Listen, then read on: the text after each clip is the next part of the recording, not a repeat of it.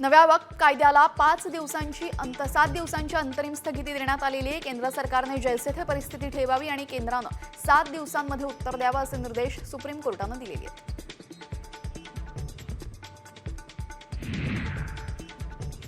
सुनावणी दरम्यान केंद्र सरकारनं सर्वोच्च न्यायालयाकडे 7 दिवसांचा अवधी मागितल्यानंतर न्यायालयाने त्याला मंजुरी दिलेली आहे। यानंतरची प्रकरणाची सुनावणी 5 मे रोजी दुपारी 2 वाजता ठेवण्यात आलेली आहे। सध्याचे सरन्यायाधीश संजीव खन्ना येत्या 14 मे रोजी निवृत्त होत असून त्याआधी या प्रकरणाची सुनावणी घेतली जाईल। वक्फ बोर्ड कायदा आम्हाला असंविधानिक वाटतो असं एमआयएमचे खासदार असदुद्दीन ओवैसी यांनी म्हटलेलं आहे। या कायद्याला आम्ही विरोध केला होता असंही त्यांनी म्हटलं। वक्फ बोर्ड सारखे कायदे आणणं चुकीचं असल्याची प्रतिक्रिया काँग्रेस नेते विजय वडेट्टीवार यांनी दिलेली आहे। तसेच असे कायदे सर्वांना लागू करा असंही वडेट्टीवार म्हणतात।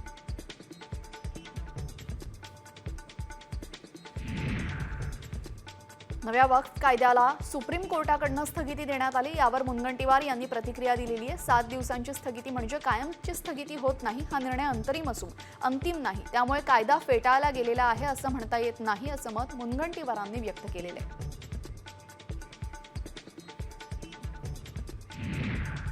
आता पाहूयात मराठवाड्यातल्या महत्त्वाच्या 5 बातम्या। माजी मंत्री धनंजय मुंडेंना पुन्हा मंत्रिपद मिळू दे अशी इच्छा नामदेव शास्त्रींनी व्यक्त केली।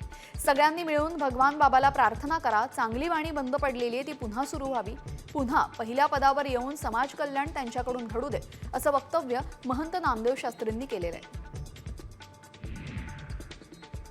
संभाजीनगरमध्ये महावितरण कार्यालयामध्ये हातात कोयता घेऊन एका तरुणानं धुडगूस घातलेला आहे। नवीन मीटर मिळत नसल्याने तरुणानं महावितरण कार्यालयामध्ये गुंडागिरी करत कर्मचाऱ्यांना शिवीगाळ केला। यावेळी जिन्सी पोलीस ठाण्यामध्ये दहशत निर्माण करणाऱ्या आरोपी तरुणासंदर्भात गुन्हा दाखल करण्यात आलेला आहे।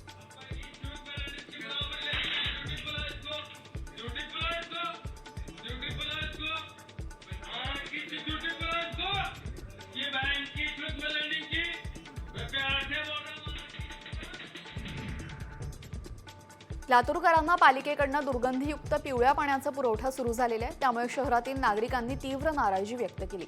मांजरा धरणातून कालव्याद्वारे पुन्हा एकदा पाणी सोडण्यात आल्यामुळे धरणामध्ये खालच्या बाजूने पाणी ढवळतंय, त्यामुळे उन्हाचा परिणाम म्हणून पिवळं पाणी येत असल्याने पालिकेने सांगितलंय।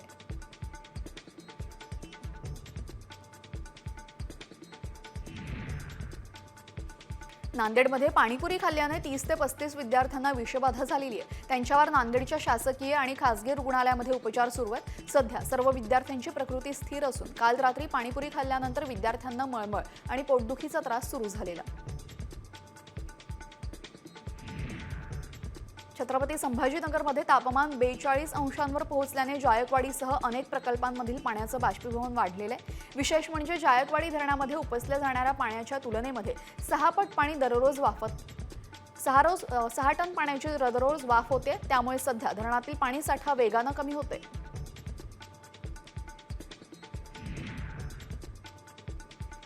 नांदेडच्या मार्केटमध्ये काळ्या हळदीला प्रति किलो 1000 रुपये इतका दर मिळतोय, त्यामुळे कमी क्षेत्रामध्ये अधिक फायदा काळ्या हळदीच्या शेतीमुळे होतोय।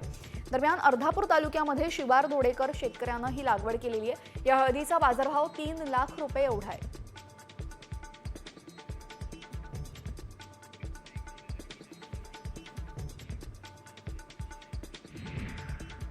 आणि आता पाहूयात विदर्भातल्या टॉप 5 बातम्या। नॅशनल हेरॉल्ड प्रकरणामध्ये ईडीनं सोनिया गांधी आणि राहुल गांधी यांच्या विरोधामध्ये दोषारोप पत्र दाखल केलेले, मात्र षडयंत्र करून त्यांना या प्रकरणामध्ये मोदी सरकार अडकवत असल्याचा आरोप करत काँग्रेसनं आक्रमक भूमिका घेतलेली आहे। वर्ध्यात काँग्रेसनं जिल्हाधिकारी कार्यालयासमोर आंदोलन करत मोदी सरकार विरोधात जोरदार घोषणाबाजी केली।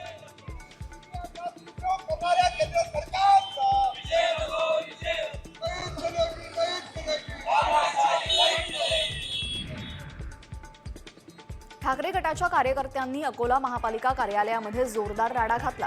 शिवसैनिकांनी पाणीपुरवठा कार्यालयामध्ये तोडफोड केली। शहरातील मलकापूर भागामध्ये गेल्या काही दिवसांपासून 10 दिवसाआड पाणीपुरवठा होतोय। या विरोधात संतप्त नागरिकांसह ठाकरे गटाच्या कार्यकर्त्यांनी आज अकोला महापालिका कार्यालयामध्ये धडक दिलेली आहे।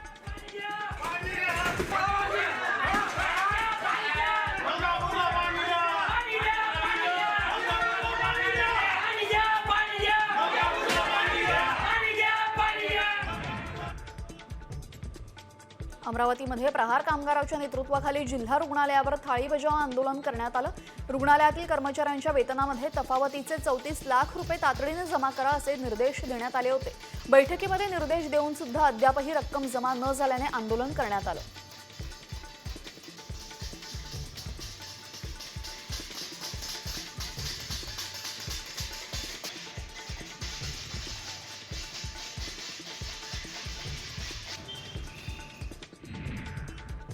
बुलढाणा जिल्ह्यामध्ये बऱ्याच गावांना यंदा उन्हाळ्यामध्ये तीव्र पाणी टंचाईचा सामना करावा लागणार असल्याचा अंदाज यंत्रणांनी व्यक्त केलेला आहे। अर्धा जिल्हा पाणी टंचाईच्या छायेमध्ये असल्याने प्रत्येकानेच पाणी जपून वापरण्याची गरज आहे।